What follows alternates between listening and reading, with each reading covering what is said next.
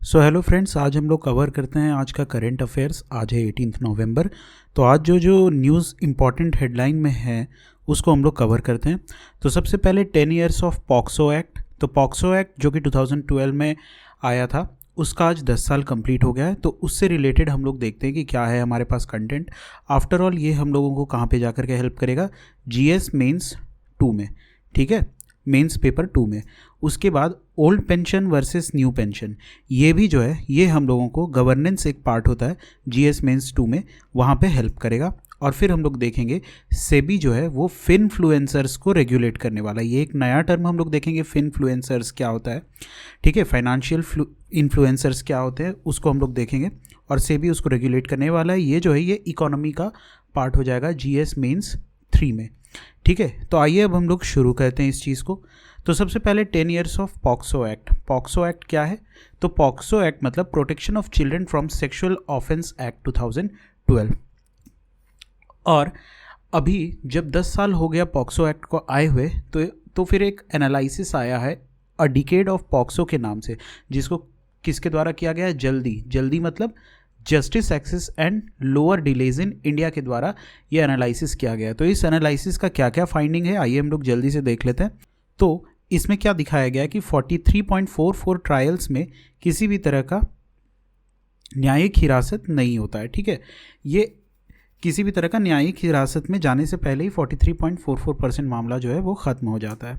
फिर 14.3% मामलों में ही जो दोषी होता है उसके खिलाफ कार्रवाई होती है। और ये भी फाइंड आउट किया गया कि 22.9% केसेस में एक्यूज्ड जो होता है वो विक्टिम के द्वारा पहचाना जाता है। मतलब विक्टिम पहले से एक्यूज्ड को जानता है। मतलब कि जो भी बच्चों के साथ इस तरह का जघन्य अपराध करते हैं वो लोग बच्चे को पहले से जानते हैं, ठीक है। बच्चे भी उन लोगों को पहले से जानते हैं, मतलब वो सब उनके जान पहचान के ही लोग होते हैं। और 3.7% केसेस एक्चुअली ऐसे होते हैं जहाँ पे फैमिली मेम्बर्स भी इन्वॉल्व होते हैं, ठीक है। 18% ऐसा केसेस होता है जहाँ पे जो विक्टिम है वो किसी तरह का रिलेशनशिप में पहले रह चुके हैं। किसके साथ में? तो जो एक्यूज़ है उसके साथ, ठीक है। और 44% केसेस ऐसा होता है जिसमें कि जो एक्यूज्ड है, दोषी कौन है, वो पता ही नहीं चलता है, ठीक है।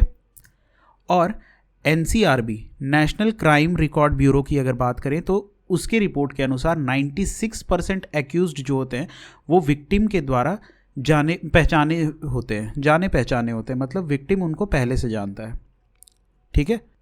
अब हम लोग देखते हैं क्या क्या एज ग्रुप होता है विक्टिम्स का। तो 5.47% विक्टिम्स जो होते हैं वो 10 साल से छोटे होते हैं। 17.8% विक्टिम्स जो होते हैं वो 10 से 15 साल के बीच के होते हैं। 28% विक्टिम्स जो होते हैं वो 15 से 18 साल के बीच होते हैं। 48% विक्टिम्स जो होते हैं उनका एज आइडेंटिफाई नहीं हो पाता है, ठीक है। इसका एक बहुत बड़ा ये भी रीज़न है कि लोग कंप्लेन नहीं करते। 11.6% एक्यूज जो होते हैं वो 19 से 25 ईयर्स के बीच में होते हैं। मतलब जो भी आरोपी, जो भी दोषी होते हैं इस केसेस में 19 से 25 साल तक के बीच के 11% लोग होते हैं, करीब 11.5% लोग होते हैं, ठीक है। 25 से 30 साल तक 10.9%, यानी ये भी लगभग 11% लोग होते हैं। 35 से 45 साल तक के लोग जो कि ऐसा अपराध करते हैं वो 6.1% तक होते हैं। और 45 साल से ऊपर के 6.8% लोग होते हैं। मतलब लगभग 7% लोग जो होते हैं वो 45 ईयर्स से अबव के होते हैं। और 44% केसेस तो ऐसा होता है जिसमें कि एक्यूज जो होता है वो आइडेंटिफाई ही नहीं किया जाता है, ठीक है। एक्यूज कौन है वो पता ही नहीं चलता है, एक्यूज वॉज नॉट आइडेंटिफाइड, ठीक है। तो यहाँ पे हम लोगों का बहुत सारा कंटेंट मिल गया जो कि हम लोग मेंस में ये डेटा को इस्तेमाल कर सकते हैं। अब हम लोग आगे बढ़ते हैं old pension versus new pension की ओर, ठीक है। तो ओल्ड पेंशन स्कीम जो था वो किस चीज़ पर बेस्ड था? वो था डिफाइंड बेनिफिट पर बेस्ड। ये डिफाइंड बेनिफिट क्या है भी हम लोग इसको समझते हैं। तो यहाँ पे क्या था कि pension was fixed on the basis of the last salary drawn. तो जो भी एम्प्लॉय है उसने लास्ट मंथ में जो भी सैलरी ड्रॉ किया है उसी के आधार पर उसका पेंशन बनेगा। फॉर एग्जांपल, अगर हम लोग एग्जांपल की मदद से इसको देखने का कोशिश करें, अगर कोई आदमी है जो कि जॉब में अपने लास्ट महीने में 10,000 रुपया सैलरी पाता है तो उसका पेंशन कितना बनेगा? जस्ट उसका 50%, मतलब कि हर मंथ उसको 5,000 रुपीज़ पेंशन में मिलेगी। ये ओल्ड पेंशन स्कीम में ये बात थी। तो इसमें क्या होने लगा कि आगे चल के जब मेडिकल फैसिलिटीज़ भी इम्प्रूव हुई, लाइफ एक्सपेक्टेंसी भी फिर बढ़ने लगी, सरकार को बहुत ज़्यादा नुकसान होने लगा। सरकार का जो राजकोष है उसमें बहुत ज़्यादा दबाव पड़ने लगा। तो इसलिए फिर न्यू पेंशन स्कीम को लाया गया। तो ये वाला जो सिस्टम था ओल्ड पेंशन स्कीम, ये सरकार का जो राजकोष था उस पर बहुत ज़्यादा दबाव बढ़ा रहा था। ठीक है, इसलिए फिर न्यू पेंशन स्कीम को लाया गया। तो न्यू पेंशन स्कीम जो लाया गया वो किस चीज़ पर बेस्ड था? वो बेस्ड था डिफाइंड कंट्रीब्यूशन। यहाँ पे defined benefit, old pension scheme was based on defined benefit, और ये जो न्यू पेंशन स्कीम है ये किस चीज़ पर बेस्ड है? ये बेस्ड है डिफाइंड कंट्रीब्यूशन पर। ठीक है, तो इसमें क्या होता है कि जो भी अमाउंट होता है वो कंट्रीब्यूशन से बनता है, गवर्नमेंट और एम्प्लॉय दोनों के। मतलब जब ये स्कीम लागू हुआ था तो उस समय ये बात थी कि जितना भी सैलरी बनता है उसका 10% मिलेगा।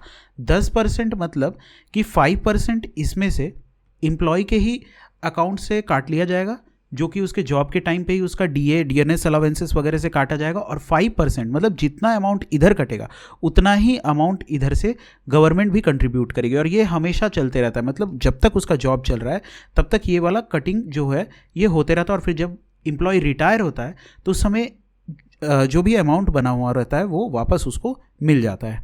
ठीक है, तो अब इस लिमिट को भी बढ़ा दिया गया। अब इस लिमिट को बढ़ा करके कितना कर दिया गया है? 14%। पहले जो कि 10% था अभी उसको बढ़ा करके 14% कर दिया गया है। मतलब अब 7% जो एम्प्लॉय है उसके अकाउंट से कटेगा और 7% जो है वो गवर्नमेंट की ओर से कटेगा, गवर्नमेंट की ओर से कंट्रीब्यूट किया जाएगा। ठीक है, और दोनों मिल करके फिर उसका जो रिटायरमेंट का फंड होता है वो बनेगा एम्प्लॉय का। तो अभी ये चीज़ सडनली अचानक इतना न्यूज़ में क्यों है? अभी न्यूज़ में इसलिए क्योंकि बहुत सारे स्टेट्स में अभी इलेक्शन चल रहा है। तो इलेक्शन की वजह से राजस्थान हो गया, छत्तीसगढ़ हो गया, झारखंड हो गया, इन सब स्टेट्स में हमने देखा है कि गवर्नमेंट जो है ओल्ड पेंशन स्कीम लेकर के आई है। ऑल्दो राजस्थान, छत्तीसगढ़ और झारखंड में इलेक्शन नहीं है, लेकिन फिर भी यहाँ पे गवर्नमेंट लेकर के आई है। और साथ में अभी गुजरात में, हिमाचल में यहाँ पे इलेक्शन हो रहा है। तो यहाँ पे भी सरकारों के द्वारा ये पॉलिटिकल पार्टीज़ के द्वारा ये वादा किया जा रहा है कि ओल्ड पेंशन स्कीम लागू किया जाएगा। तो ओल्ड पेंशन स्कीम एक शॉर्ट टर्म के लिए तो देखने में अच्छा लग सकता है, सरकारों को इससे, पॉलिटिकल पार्टीज़ को इससे लगेगा कि बेनिफिट हो रहा है, लेकिन अंत में जाकर के इसका बोझ हम ही लोगों पर आने वाला है। ठीक है, तो अब हम लोग थोड़ा न्यू पेंशन स्कीम के बारे में देख लेते हैं। तो न्यू पेंशन स्कीम जो है ये एनडीए गवर्नमेंट लेकर के आई थी, और फिर बाद में ये 2003-4 के आसपास में आया था, 2003 में आया था, और फिर बाद में लोकसभा में यूपीए गवर्नमेंट 2005 में इसको इंट्रोड्यूस करती है। और फिर ये जो पेंशन है ये पीएफआरडीए के द्वारा रेगुलेट किया जाता है, pension fund regulatory and development authority of India के द्वारा। तो यहाँ पे अगर हम लोग न्यूट्रल होकर के देखें तो फिर एनडीए की गवर्नमेंट लेकर के आती है और उस पे यूपीए की गवर्नमेंट एग्री करती है। मतलब कि ये एक ऐसा चीज़ था जिसमें उस समय में दोनों गवर्नमेंट एग्रीड थे, लेकिन आज कुछ पॉलिटिकल इंस्टेबिलिटीज़ की वजह से अलग अलग पॉलिटिकल पार्टीज़ अपना अलग अलग मत इस पर रख रही है। ठीक है, लेकिन being a civil servant aspirant हम लोगों को ये चीज़ एग्जाम में लिखने को भी आ सकता है, तो इसलिए हम लोगों को यहाँ पे वाइजली लिखना है। ठीक है, तो अब हम लोग कुछ डेटाज देख लेते हैं कि आरबीआई का क्या कहना है इस पे। तो आरबीआई का ये कहना है कि फाइनेंशियल ईयर 2020 से 2021 में 3,86,000 करोड़ रुपया जो है ये सिर्फ और सिर्फ पेंशन में ही लगाया गया। मतलब टोटल रेवेन्यू जितना आता है उसका 26% जो है ये जो है ये पेंशन में चला जा रहा है। तो अगर ओल्ड पेंशन आता है तो अल्टीमेटली सरकार पैसा कहाँ से लेकर के आएगी? तो हमारे टैक्सेस से ही वो पैसा जाने वाला है, मतलब हम पे ही वो बर्डन पड़ने वाला है। तो क्या है, the burden of funding of this pensions will fall on future generation. तो ये फ्यूचर जनरेशन के कंधों पर ही आकर के गिरने वाला है। ठीक है, तो यहाँ से हम लोगों ने देख लिया जो भी old pension versus new pension था।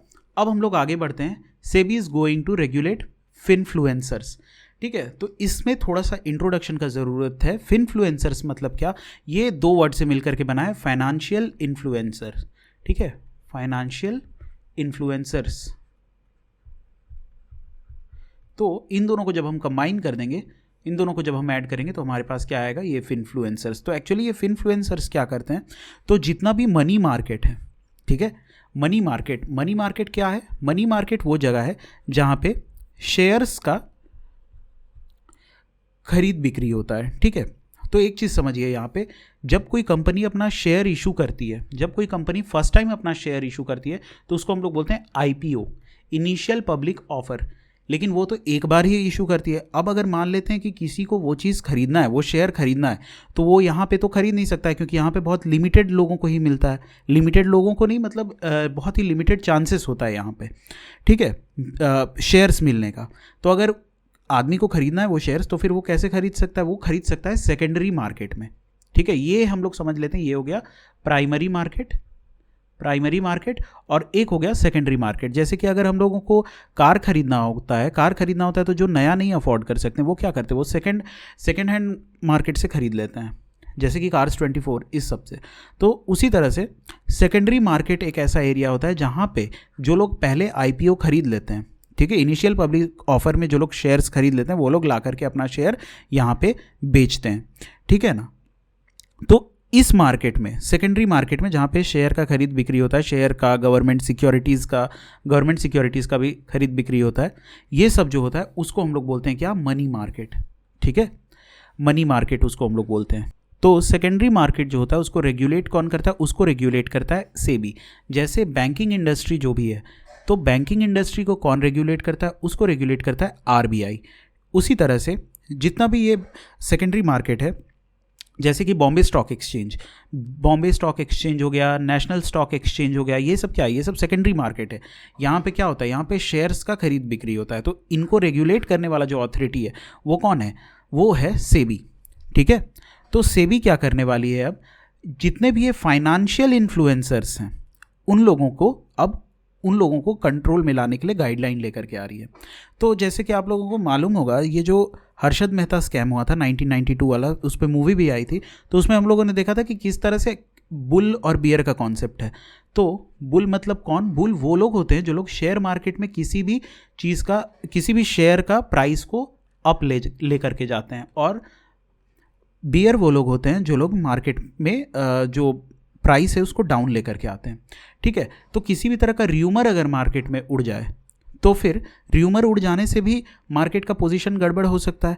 तो ये फाइनेंशियल इन्फ्लुएंसर्स जो हैं, ये लोग अगर किसी शेयर्स को दिखा दे कि हम लोग इसमें इन्वेस्ट किए थे, इसमें हमारा प्रॉफिट हुआ था, तो इससे क्या होगा? इससे आम आदमी जो है, जिसको इतना ज़्यादा नॉलेज नहीं है, वो क्या करेगा? वो उसी का बात सुन करके एक हैवोक टाइप का, एक मास हिस्टेरिया क्रिएट हो जाएगा सबके बीच में कि जिस शेयर के बारे में ये इन्फ्लुएंसर हमें बता रहा है उसे ही हमें खरीदना है। तो फिर क्या होगा? उस शेयर का प्राइस अचानक से ऊपर चल जाएगा। अब वो प्रॉफिट रियल में बना रही है कंपनी, नहीं बना रही है, वो बात की बात है, लेकिन ये इशू यहाँ पे हो जाता है, ठीक है। तो इसलिए इस तरह का फाइनेंशियल लॉस से बचने के लिए सेबी जो है अब फिनफ्लुएंसर्स को कंट्रोल करेगी। तो फिनफ्लुएंसर्स कौन लोग होते हैं? तो फिनफ्लुएंसर्स जो होते हैं, ये लोग होते हैं जो लोग की एडवाइस वगैरह देते रहते हैं अपना शेयर्स के बारे में, कि अपने फाइनेंशियल ग्रोथ के बारे में एडवाइस देते रहते हैं। तो सेबी क्या करने वाला है? सेबी जो है वो बहुत सारे ऐसे अनरजिस्टर्ड इन्वेस्टमेंट एडवाइजर्स के बारे में उसको पता चला है, जो कि सोशल मीडिया प्लेटफॉर्म्स जैसे कि यूट्यूब, फेसबुक, इस पे एडवाइस देते रहते हैं, ठीक है। और ये फिनफ्लुएंसर्स क्या करते हैं? अपना पर्सनल एक्सपीरियंस जो भी रहा है इन्वेस्टमेंट को लेकर के, स्टॉक को लेकर के, उसके बारे में वीडियो बनाते हैं, ठीक है। वीडियो में उनका बजटिंग, बाइंग क्रिप्टो करेंसी, और जो फाइनेंशियल एडवाइस होता है, ट्रेंड जो भी चल रहा है मार्केट का, उसके बारे में रहता है। तो इसके लिए भी सेबी का रेगुलेशन है कि आपको रजिस्टर्ड होना पड़ेगा। तो बहुत सारे ऐसे अनरजिस्टर्ड इन्फ्लुएंसर्स भी हैं, तो उनको कंट्रोल करने के लिए अभी सेबी नया रेगुलेशन लेकर के आएगी। सेबी का ये भी कहना है कि ये जो फाइनेंशियल फ्रॉड्स होते हैं, ये बहुत ही न्यूट्रल होते हैं नेचर में। इसका क्या मतलब है? मतलब ऐसा नहीं है कि अगर कोई कंपनी रजिस्टर्ड हो जाए तो उसमें स्कैम नहीं होता है, ठीक है। जैसे पंजाब महाराष्ट्र कोऑपरेटिव बैंक जो था, वो तो रजिस्टर्ड था, लेकिन उसमें भी स्कैम हो ही गया। तो ऐसा नहीं है कि जो रजिस्टर्ड है उसमें स्कैम होना संभव नहीं है, स्कैम हो सकता है उसमें भी, जो रजिस्टर्ड है उसमें भी। लेकिन एक चीज़ है कि उसमें कल को कुछ बड़ा स्कैम हो तो उससे पहले सेबी डिटेक्ट कर सकता है। इसलिए सेबी इन लोगों के लिए अब एक अलग रूल रेगुलेशन लेकर के आने वाला है, ठीक है। तो आज के लिए हम लोग अपना टॉपिक यहीं पे ख़त्म करते हैं। आई होप आप लोगों को ये सारी चीज़ें अच्छे से समझ में आएगी। तो मिलते हैं हम लोग फिर से कल एक नए टॉपिक के साथ। Thank you.